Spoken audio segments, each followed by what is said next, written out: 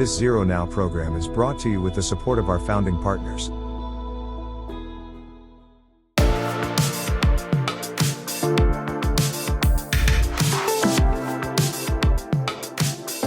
Let me introduce our guest today.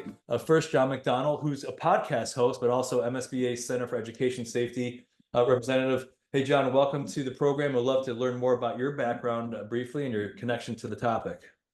Thanks, Ara. It's great to be here and appreciate the opportunity. I've been in the school safety space now for 17 years. Spent 14 years as the executive director of school safety for Jeffco Schools in Colorado, the school district of Columbine High School, where I built the safety, security, and emergency management plan following the tragedy there. I've been in the response role for many years, and today I lead the Missouri Center for Education Safety and the Council for School Safety Leadership, which provides critical incident response to leaders all over the country following school tragedy. Awesome. Thank you, John. And would you mind just giving a quick plug for your podcast? I'm looking Yeah, forward thank you. The Centurion's Path podcast, walking the path of the protector and talking to those who live a life of service. Awesome. Thank you, sir. Appreciate it. Jeff Nielsen, welcome from Milford Public Schools. Jeff, would you mind just providing a quick background on yourself? Thank you, Ara. Yes, Jeff Nielsen, School Safety and Security Director for Milford Public Schools in Connecticut. We have 14 schools here, ranging from high school to the elementary level. I also chair a regional school safety and security group with our Demis group here in Connecticut. Obviously, I value the the partnerships and the collaborations, and we all don't have the answers. So working with other like-minded people, as I had mentioned, is power, right? I sit on several working groups in Connecticut as well, just to share knowledge with others and learn from others as well. Prior to that, prior law enforcement career, did 20 years with the Milford Police Department, was a supervisor in our crime prevention and community engagement unit.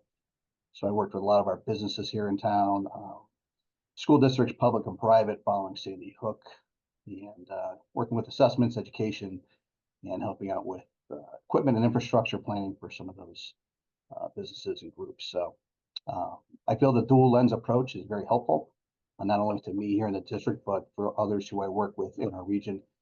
Again, to that common goal of just making sure that schools are safe and education can thrive and people feel connected. Absolutely. Thank you, Jeff. Appreciate it. Glad you're here with us. And Corey Goble with Baldwin County School District. Welcome, Corey. Thank you, Ara. It's good to be here today. My name is Corey Goble. I'm the Director of School Safety for the Baldwin County School District in Milledgeville, Georgia. I represent a small rural district here in Georgia. We're about 4,000 students, about 300 staff, 6 total schools with 2 program sites, one that's co-shared on the campus of Georgia College and State University. And then we have an early learning center, which houses children from as young as 6 months old all the way up to 3 with a full-blown 3K program and a Montessori program that's partially us as well as partially Georgia College and State University. I've been in the school safety spectrum now for about 14 years. I've been with Baldwin County for about 18 months. Prior to that, I worked with a school district, a much larger school district, just to the west of here in Bibb County in Macon, Georgia, where I was the safety and security manager there for about a dozen years. Career law enforcement as well, about 25 years total in law enforcement.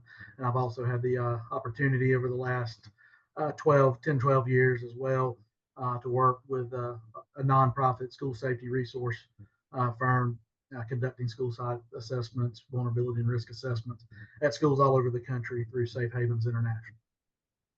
That's great, Corey. Thank you very much, and glad you're part of this discussion today. And you mentioned, having, assessing vulnerabilities and going through that process. We talked about the Path to Safer Schools. Last month, we talked about preparedness, creating those plans. But once an incident begins, you go into response mode. And one of the things we were chatting about earlier, gentlemen, was I know we're preseason is starting for football, but let's talk about who's the quarterback during an incident? And now, because we'll talk about planning a little bit. We're going to talk about training and drills and technology. But John, we'll start with you. During an incident, who's the one who's making the calls? Who's that primary source of decision making? Is it centralized? Is it decentralized? What would you share with us from your experience? Well, I would share this, that initially the first responder of the classroom and the emergency manager of the hallway becomes the teacher in many cases. And then it becomes the principal. So many people think that the school resource officer is going to be the incident commander. If there is an SRO, they're moving to the threat, whatever that threat is. So, while that is occurring, you really need an incident command system at the school level, and understanding we train our principals to give us 10 minutes. Give us 10 minutes of your very best work, and hold the line. We're coming, and then it becomes much more centralized. And the bigger the scope, the larger the incident command system. It becomes unified command operations. And at some point, it's not the school that's managing this. If it's a fire issue, it's the fire department. If it's a law enforcement issue, it's law enforcement. What schools need to do, frankly, is be a really good partner at unified command. And I tell everybody, you give me an administrator and the head custodian, and we can rule the world, because we can share information with first responders that they need to maximize their time, to use good time, and to keep everyone safe. And those are the people that know the population, they know the building. And, we are just a really good partner at that point, but you need to establish that very early on. I've had situations where principals thought they were in charge when a fire was going on, and they would try to tell the fire department what to do. I've had principals try and tell the bomb squad where to blow up an IED. Those things don't work.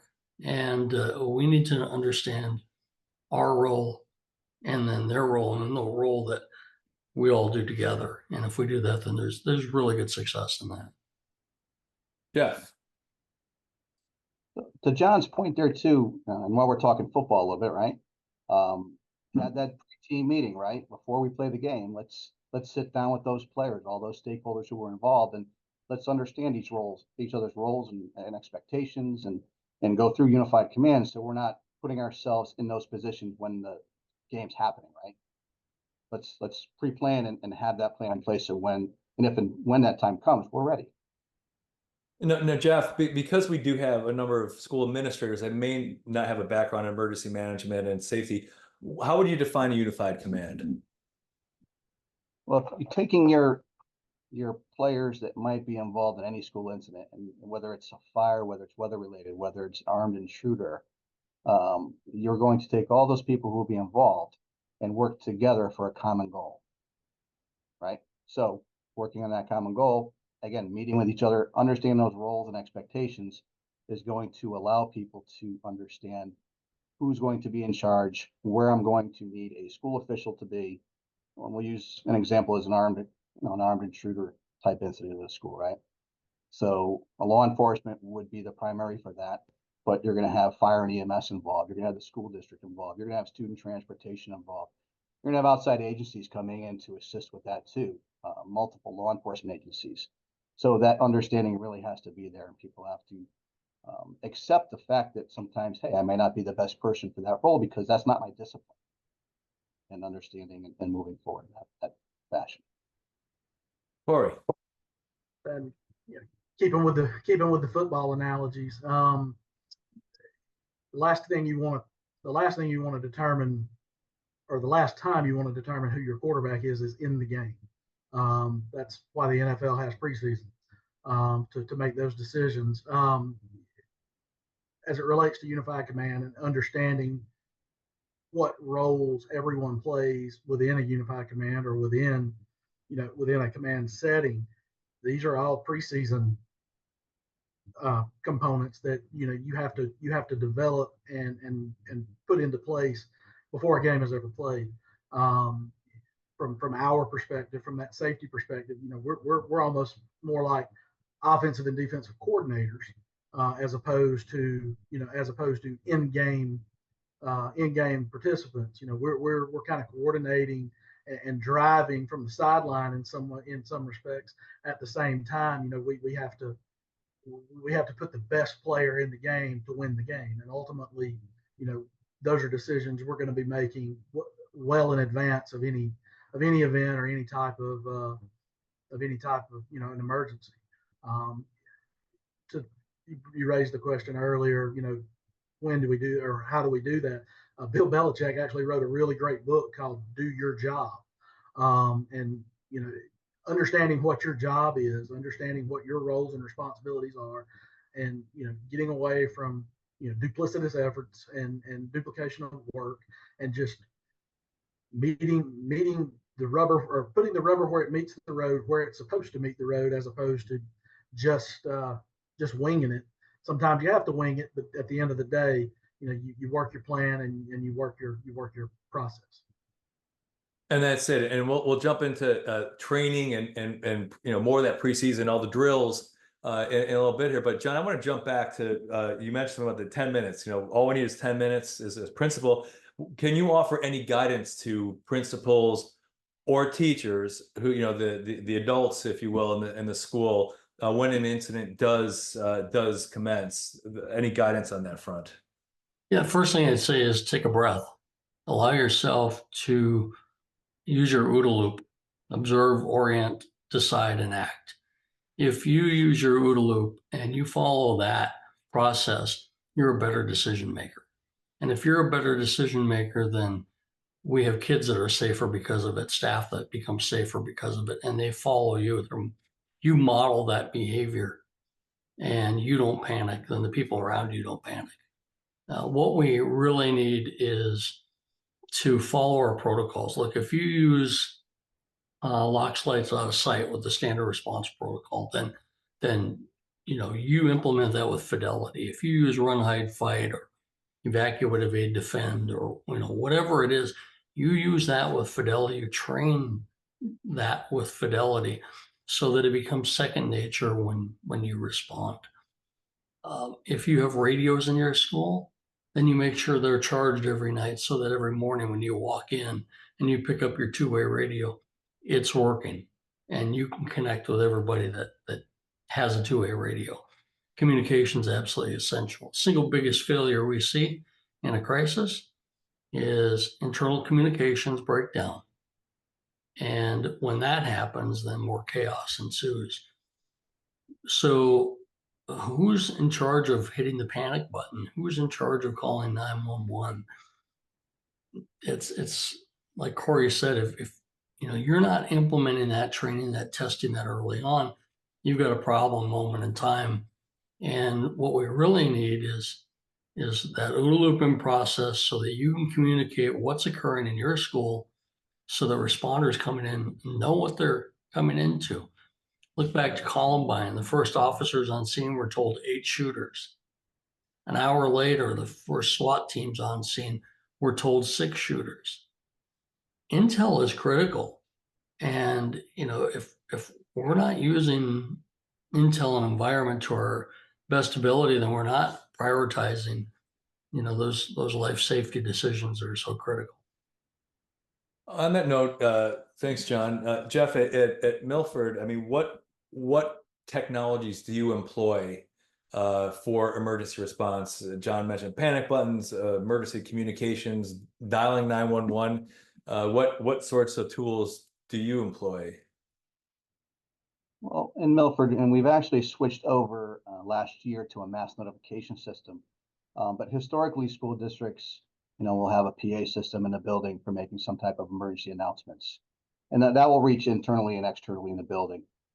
Radio systems within the building, and also radio systems that can connect with your dispatch center during an emergency, or to other schools that are in the area, and your other stakeholders, your bus company, your fire department, your health department, etc. Panic buttons, in areas where you might have more people gathering than others. Visual blue strobe lights, in those larger areas and outside doors that may be used more frequently than others that can alert people that something's going on. But here in Milford, we tied all those technologies into a mass notification system. So instead of having that one activation point, for example, on the PA system, we have a system where we can send out pre-scripted, pre-recorded alerts through a cell phone. We can do it through a desktop. I can be on vacation in the Caribbean, for example, and I can send an alert from the Caribbean if I wanted to. That's pretty robust, But that system also ties in all of our current technologies that we have and creates multiple endpoints for users. So, for example, if I sent out an alert for an armed intruder in the building, that would do a desktop and laptop override in our school. It would activate the blue lights inside and outside the school. It would send a message to the PSAP or to the dispatch center directly saying that there's something going on in that building. So there's lots of different things you can use to really enhance, because you want to drill down. You want to reduce the time it takes for your staff and your students and your first responders to be made aware of something and for them to react appropriately to the response protocols that you've trained them on. Absolutely, and you trigger some reminds of years ago, a decade ago, and I wrote a white paper called the Most Important Minute, which is that very first minute of an incident. Once a threat is detected, and initiating that series of protocols, making sure your technologies are interoperable, right? They work together. You could automate that response, calling, rather than dialing 911, you have an ability to, contact 911 first responders, PSAP, emergency notifications, like you mentioned, Jeff, being able to notify all the classroom smart boards, text messages, PA system, starting a conference call bridge with your first responder team. But the key thing is that early threat detection. And obviously, one of the things that seems to be controversial lately is weapons detection. Can you identify a weapon with a camera system and then initiate that response early on? And so all of those things are critical, but what's most important from a technology perspective is that interoperability. So all the systems can work. Can you lock the doors if a threat is detected outside a building? Can your emergency notification also connect with your digital signage and your classroom boards and your televisions and Facebook and Twitter to let mom and dad know, and your website, hey, listen, don't come to school. We're aware of the situation. But Corey, now you're in a more rural area. How are communications for emergency response different in a rural setting versus an urban or suburban setting? Communication's communication. First and foremost, you still have to develop those lines, on the front end, and then use them in the event. One of the, being a small district, being a rural district as we are, and we're in a very economically disadvantaged area of the state of Georgia. We have to do more with less in a lot of ways. I will say from our perspective locally, a lot of the things that Jeffrey talked about as it relates to, the mass comm systems and the ability to, to override computer screens and all that. We have been able to do that through various platforms. Locally we use Crisis Go as one of our mass notification console or programs. Then we also use audio enhancement and the EPIC system, the electronic programmable intercom system, where we can make mass notifications to all of our buildings, just simply by taking over the PA from either a centralized location or, kind of like Jeff said, being able to do that remotely if I'm on vacation or if I'm away. For us, the biggest problem is, getting the resources to us in an event, because, I'm reliant on my local sheriff's department, my local police department, and then, my neighboring counties being able to come in and assist, when assistance is needed, and just understanding, the limitations that they have as law enforcement agencies or as first response agencies, understanding what they're up against.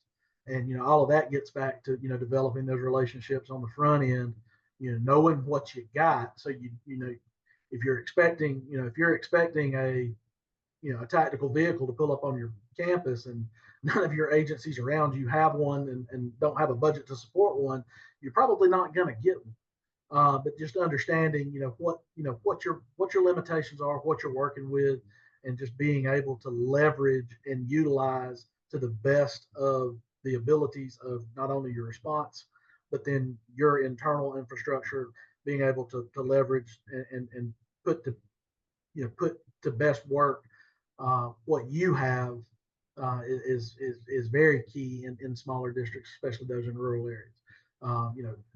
Give you something. I'll give you this example. Crisis Go is a great tool. A lot dependent on cellular connection, from a cellular notification standpoint and use of cellular devices. And I joke all the time that Baldwin County, Georgia, is where cell phones go to die, because we can put a go-kart on Mars with a GoPro and send back video, but I can't talk to my wife on the way home. So it's kind of. We're up against some things that are outside of our control, but at the same time, we know that, and knowing that, and not being reliant upon that, and going back to what we know works, from P25 enabled encrypted radios in all of our schools, so that we've got straight to our E911 center radio communication in our schools, panic enabled. We have those in all of our schools. And I'm actually growing that as we speak through some grants and some other things. But just again, understanding what your limitations are and using those, using what you got to the best of your abilities. One of the things that I would add in with the communication piece is that schools and first responder agencies sometimes don't understand that when the responders come in, their radios may not work in your school. The signal to get out to their dispatch or to get outside to even their incident command is often lost. So one of the investments that used to cost a lot of money that is really reduced in price over the years is a simple bidirectional amplifier. And a BDA allows those law enforcement radios to reach out and connect with whoever they need to, allows your own trunked digital radio system to reach out to connect with law enforcement. There's no worse feeling in the world than when you're running into a threat and you go to push that radio button and you hear that tone that tells you don't have a signal and you're all alone in that building. That's a bad feeling. That's not something you want happening. So make sure that you are working with your first responder partners to bring them into each of your schools to figure out where the dead spots are and what you can do to fix that.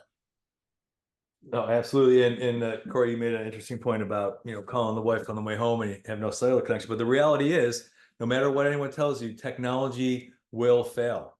Any technology, doesn't matter what it is, it will fail at some point. Maybe it's a 0.1% probability, but making sure that you have redundancy built into that. Just assuming it's going to happen. Nothing's perfect, and humans fail too. But once again, just having redundancy. John, you talked about local authorities. Jeff, do you have any guidance on strengthening collaboration with local law enforcement and first responders to ensure that coordinated response and knowing you kind of think you touched about it before, Jeff, who's in charge of what, who does what, who's running the route, who's throwing the ball? Yeah, like I said, going back to meeting with those people ahead of time, right? Having a district-wide school safety and security working group or a committee made up of all those stakeholders that, you can set up your meetings, whether it's monthly, bi-monthly, quarterly, whatever it may do. That really establishes those relationships as well and brings those key players to the table and those people that can make decisions, right? On, hey, this is what we want to change in our response plans, or this is what we want to change in our preparedness efforts, or we're looking at this type of technology to put into the schools and it's multimedia. So we need buy-in from the police and fire departments and the dispatch centers. So really, pulling them in and making them part of the planning process, I think it brings buy-in to what you're doing. Also to consider too, like where you're living. A lot of those police and firefighters, their kids go to your schools. So, as a first responder in that community, but also a parent, they have some extra skin in the game, so to speak, right? So you're going to get those people who are interested in what you're doing. We do a lot of trainings. I do a lot of voiceover PowerPoint videos that we share out to our first responders on what we do in our schools regarding our response protocols. But we also do a video for them on what we have for capabilities and resources that our dispatchers have to provide to those responding first responders to the buildings, right? For example, I can kind of give you a brief scenario of something. We did a little mini exercise recently in our district during school break when the building wasn't in session. And we wanted to test the dispatch capabilities of, those first 1 or 2 minutes, right? You get a call or alert for a situation in a building, and we'll use the armed intruder example again. The dispatch gets that notification, and then how do they take that information and dispatch resources to the school and the right number of resources? And then when those resources are going there, do they know the dispatchers have all these different things at their fingertips? Floor plans of the schools that will tell like what's the quickest door to get into the building to engage with that threat. Here in Milford, our police department swipe card badges are programmed for all of our schools. So our floor plans have a legend that shows what doors they can get into. The radio communications, cameras, bringing up the camera views and directing them where they need to be. All of our buildings are numbered, front door is number 1, we go clockwise around the building.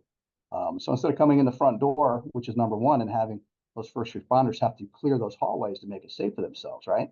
You can be going in door number 30, for example, which is right next to the cafeteria where they need to be.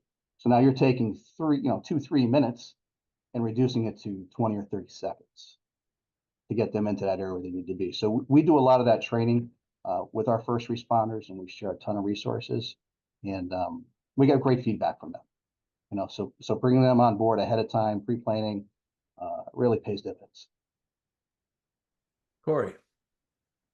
Jeff, you actually raised a really good point. From the wayfinding aspect, just something as simple as having all of your doors numbered, having all of your doors, even windows, innocuously numbered, such that from a wayfinding aspect, first responders, because speaking from my perspective, I may have a DNR or natural resources ranger or a Georgia State Trooper or Department of Corrections officer responding, while my local law enforcement, my police and fire, my EMS, my sheriff, all of them have access. They all have access to our plans, but these other response agencies don't necessarily.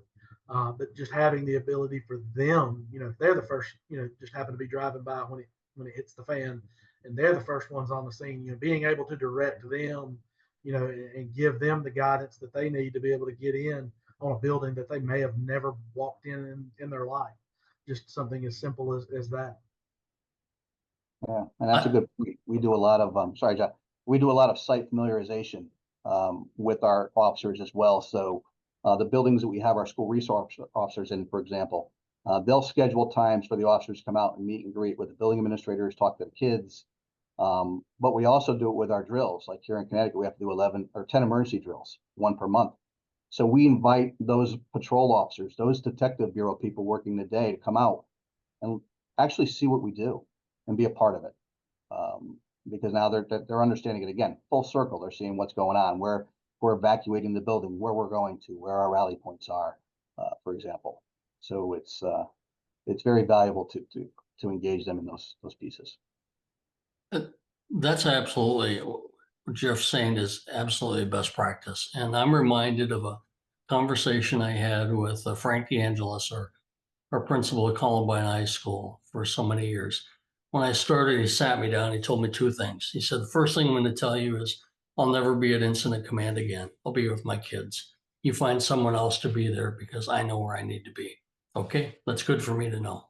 Second thing he told me was when he got to incident command after rescuing about a dozen girls,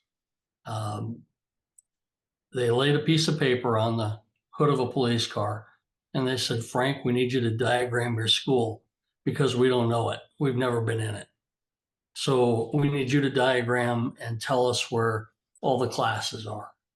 And Frank told them, if you're basing your ability to respond on my ability to draw, we have a problem. And what he told me was this: you figure out how to make sure they have maps of all of our schools. Now I had 158 schools in that school district. That's a lot of maps. But every officer, every deputy ended up with maps of our schools, and that paid dividends in February of 2010 when we had our third school shooting in our district. And when I rolled up and I said, who needs a map? And 6 hands went up and everybody had a map in their hand and said, we got them, we're rolling. And that's success, right? I mean, everybody has the ability to respond, knowing what they're going into because they have the intel, they understand the footprint. We've had the conversations, you're doing the hard work. That's where success starts to come in.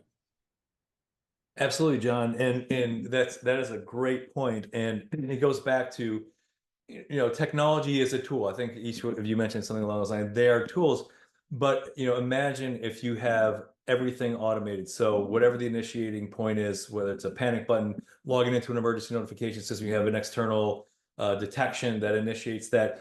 But imagine if the information, the room number, the map of the school, actionable information is distributed within a matter of seconds of initiating that. That's where utilizing technology is a valuable asset during to assist humans during an incident. And that's absolutely critical. But getting that information, the more intelligence you have, Jeff, I love that. I know I was at Charles County Schools with Jason Stoddard a while ago, and same thing around their buildings. They have numbers. So if there's an incident, room number 13, and you know what room it is. It's a student classroom. It's an office building based on the type of sign it is, but that is absolutely critical to accelerate that entire process, because as cheesy as it is, every second counts. But it's not cheesy. That's the reality. That's a reality. What do you think, Jeff? Absolutely. And one thing I would like to also share is that I would say that working with your IT departments and your facilities departments are critical. We talk about all these external partners, but internally, everything today is so IT driven and facilities based that you really have to work closely with those people within your districts. For example, we're just doing a massive renumbering project right now of our school buildings, because over the years, we've made additions, or this room has been moved over here and we put a wall in this room and things like that. So I would just remind everyone, if you are sharing those floor plans with your first responders, make sure they're updated floor plans, because we do this work in our buildings and we tend to forget, hey, I gave those plans to my fire department 5 years ago, but now I just put this massive 200,000 square foot addition on my building with multiple classrooms in it. So just something to be mindful of. Great point, Jeff. Great point. We're past the halfway point, so I'd love to take some questions from the participants. We have some questions earlier. Jeff Kelly, hey Jeff, asked, is securing the time in your district for training for safety and security an issue? Many districts do not provide ample training for staff. Corey, is it? I mean, you're in Baldwin County, is that an issue? Do you have time for training? How much training do you do? I would say yes and no. I'm going to qualify that. So yes, I am allotted the opportunity to work with my staffs in my various buildings. Is it enough? Absolutely not. And there's really no magic number or magic answer to the question of how much is enough, because kind of going back to that whole football analogy, the idea of you want to play how you practice. Well, if you can only sprinkle in a couple of practices each month, you're not going to be very good during game time. That said, weighing the impact to instructional time and all of the things that the educational staff, not us operational folks, weighing out, there's a lot of give and take. I think probably the biggest hurdle to overcome, if you have a school, take my position for example. I'm the first school safety director in the history of this district, and the Baldwin County School District has been around since the late 1800s. Just to be the first in 2025 or 2024, excuse me, 2023 when I started, says a lot about how far we've come and how long it's taken us. And it's good and sad all at the same time, because going back to John's point about we're in that 25-year mark post Columbine, or coming up. I think this was actually an off camera conversation we were having, but thinking about it's taken how many events post Columbine for school leaders to, and I hate to say it this way, but to get it. And a lot of times, I've been asked. I know one of the questions that we were looking at is how doing mass doing large scale drills and everything else. And one of the questions I was asked when I was interviewed is how soon can we put one of those together? And I'm like, we'll do that when we can do a fire drill right. Because doing a drill is not about checking a box because the state says you have to do it. It's about life safety and about ensuring life such if that event were to happen. And it's just getting our school boards, getting our school leaders to understand that, this is the unfortunate reality of the world we're now in. And, we've got to put more emphasis and more time behind this.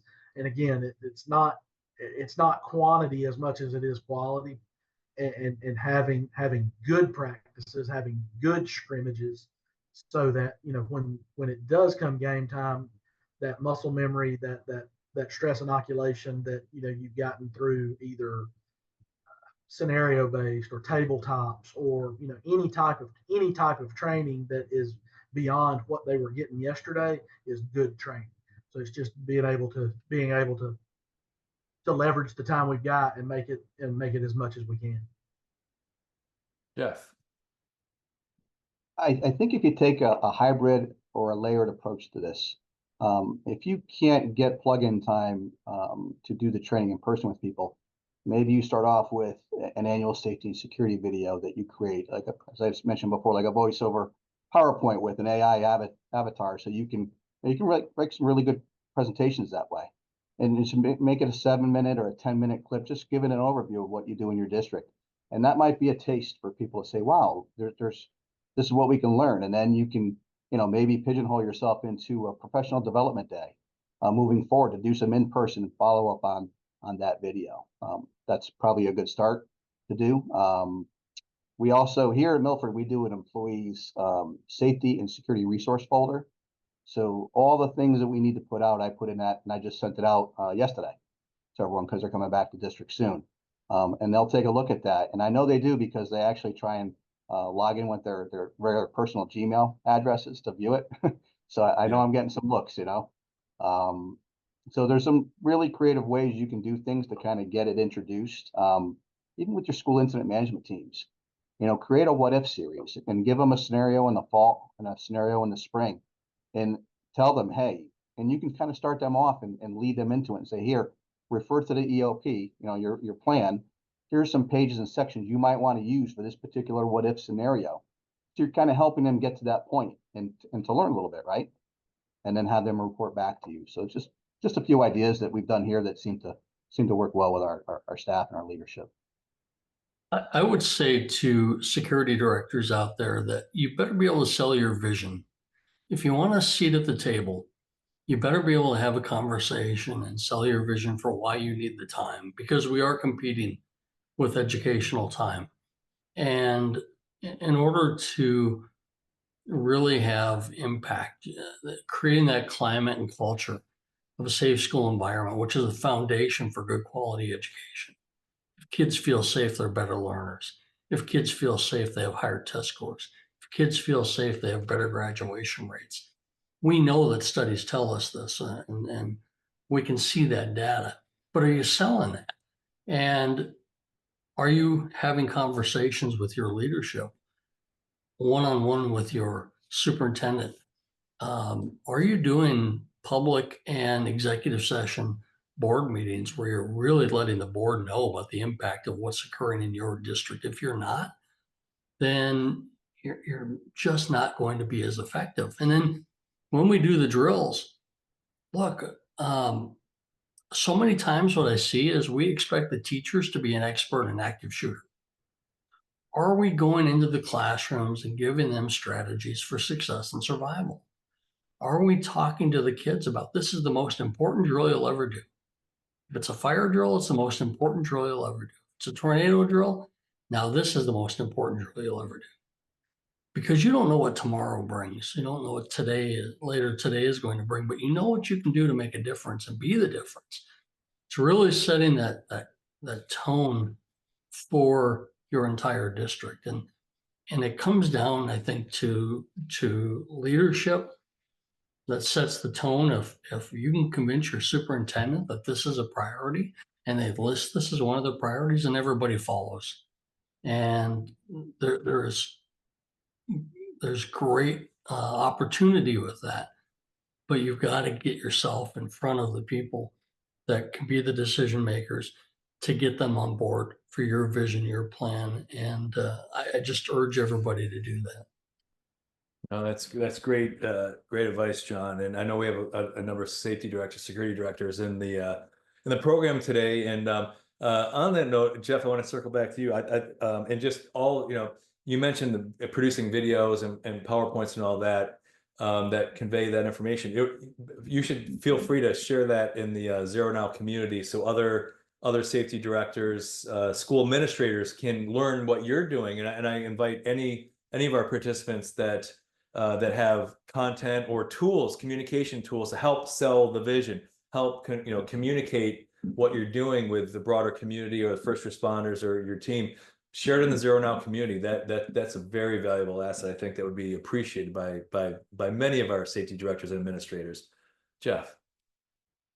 Yes, no, knowledge is power, and we do that here in Connecticut with my region group. It's when we have about 30 towns and cities that's part of that group, and we all ring each other's phones all the time. Hey, can I borrow this? Can I use that? If someone has something that works really well, go with it and take it and enhance it if you need to, or make it specific for your district, and sit down with your leadership and review it. And that is fantastic. Like Corey mentioned, and Jeff, did Milford have a prior safety and security director before you, or are you also the first? I am the first. So I was hired in 2015. But post Sandy Hook, I did work with all of our schools on a full-time basis, just to bring us where we needed to be. So it was a nice transition moving over to the position I'm in now. No, that's great, and it's such a critical. It's and we've been having discussions like this for years, and that just seemed to be such a missing piece to the puzzle. Who actually owns the implementation and operation of your safety programs? And all too often, it has been superintendents or deputy superintendents. Obviously, the buck stops at the superintendent's desk, but as far as implementing, operating, choosing what tools and technologies to implementing and utilizing those technologies, that requires a specialized background and a holistic view of how it all works together. We're going to take a couple. Jeff, did you want to comment on that before I take a audience question? Good. Okay, let's see here. So Doug asks, where is a good, and whoever wants to take this one, just let me know here. So where is a good starting point as far as training a school safety team and facility and creating a culture of safety, name badges, visitor intake, intruder detection, identifying a student of concern? Do you have any guidance on a good starting point with that? I mean, cultural things are going, but I will say that I think the most important thing you can do is you can get in front of the staff at every school. They all have a staff meeting. You get in front of the staff in small group sessions. You talk about why you're building, what you're doing, why you do the drills that you're doing. You talk about your incident command system, and you talk about their role. Make sure they understand what their role is, because at the end of the day, that's what they want to know. Is what am I supposed to do, and what are you going to do to protect me? You owe them that. And if you answer those two questions, now you start building that, and then you model that. So when you come into a building, if you require everybody to sign in, then you sign in. If you require everybody to wear a badge, then you wear a badge. And you model it, and you stop people who aren't, and then redirect them and talk to them. and engage with them. And when they have questions, answer them, whether it's in front of them or whether they're calling you later.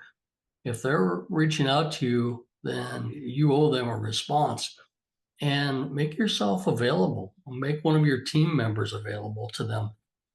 And I think that's really where it starts. I'll just leave it there because I'm sure Jeff and Corey have great examples too, but communicate and keep communicating and let them know that you're an advocate for them. No, that's right. Jeff, what are your thoughts? I think going back to what we had mentioned earlier in the presentation was the district working group, right, and the different disciplines. So if you just think internally in your school district, for example, you're going to bring in school level administrators from the high school, the middle school, and the elementary level. You're going to bring in a special ed director or some type of a supervisor, food service, IT, facilities. So you're hitting all those working groups within your district internally. They're your salespeople right there. You know, they're in that group for a reason, for that common goal of creating a safe school environment. They're going to be able to bring that message back to their working groups, not only in their school, but within their disciplines as well. So I think that's a really great avenue to take to get that message out. Corey.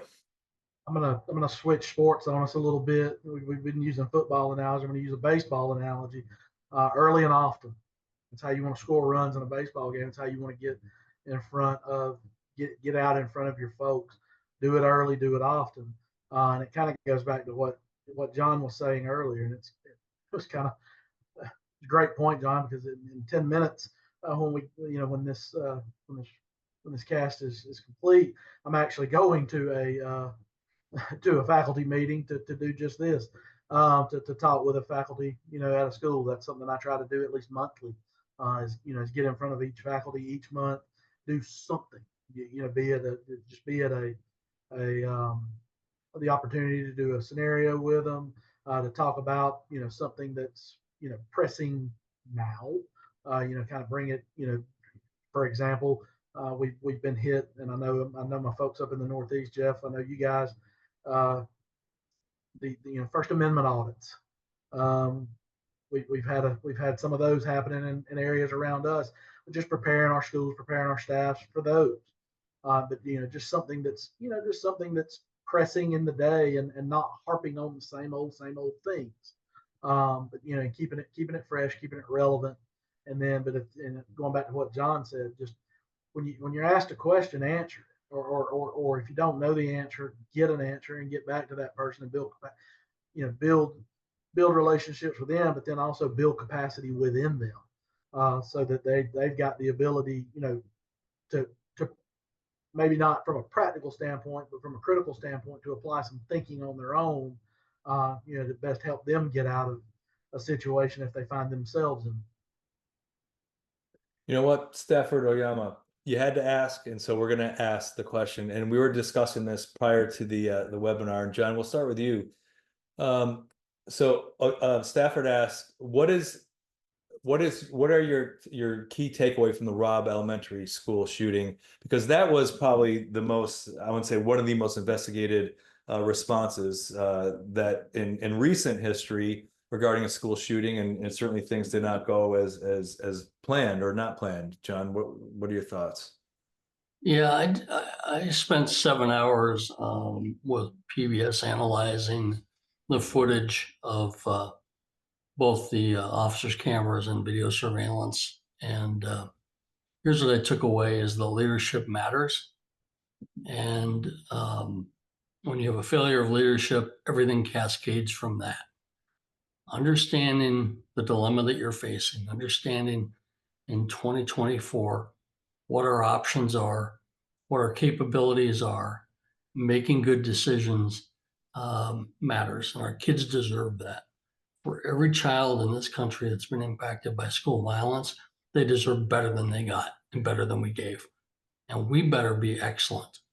We need to be excellent on their worst of days. So when I look at that, what I see is leadership failure after leadership failure, and cascaded down. And we can look at incidents around the country and I certainly do debriefs on the school shootings I've responded to and the lessons learned and the mistakes I made. But if we're not paying attention to, what's happened over the last 25 years, then we're going to continue to fail. And that's unacceptable to me. So the effort that you're putting in, this is not a part-time job. This is an all-encompassing mind, body, and soul job that will eventually exhaust you and it'll beat you down because you're never gonna, this is never ending, right? This is generational that we have to work this problem.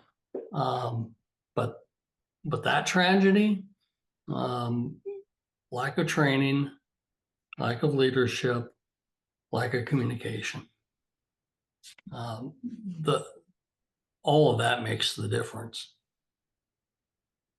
And would you not say those are the fundamentals of emergency response? Yes.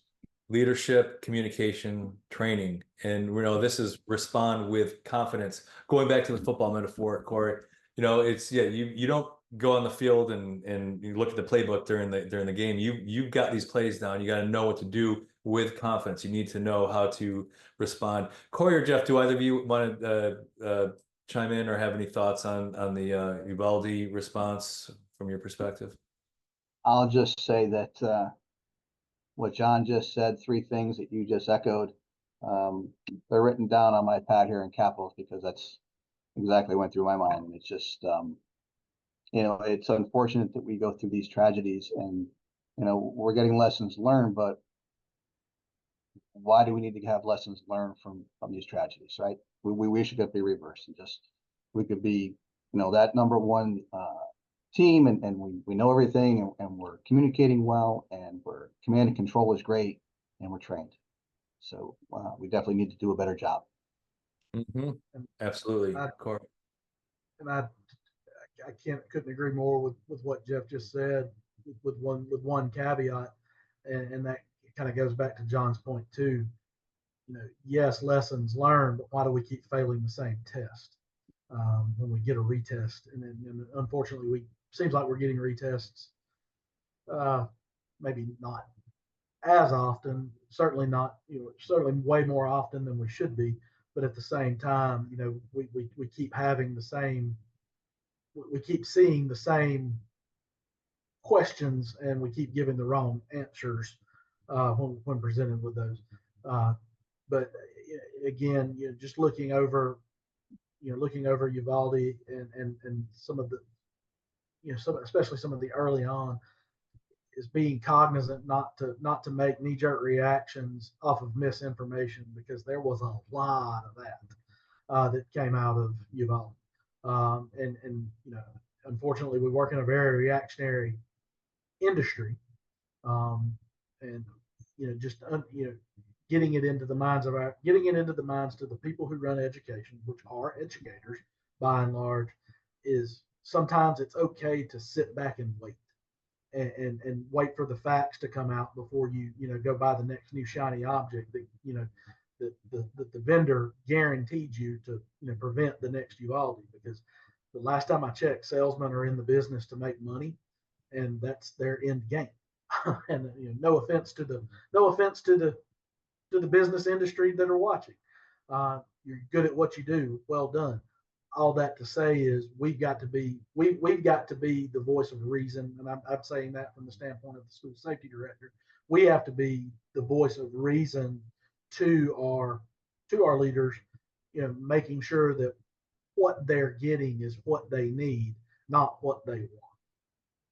Amen, Corey. And a bunch of us call that the just do something syndrome, where like you don't know, but senior school administration, we just got to do something. We just got to do this. We got to do that. Buy this technology or throw this in here, or we'll just do this, or we'll do and without making an informed decision on what based on your vulnerabilities. Who said it earlier? Was that you, Corey?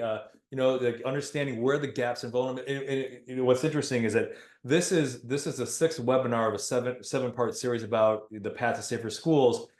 And this is the first time we're talking about response, because prior to that, it's all about prevention. How do you prevent an event from happening? How do you get ahead of an event? But now we're talking about responding, but making those decisions with a broad view that understands how to utilize the tools. Like, hey, yeah, we need an emergency notification system. The public address system is not enough anymore.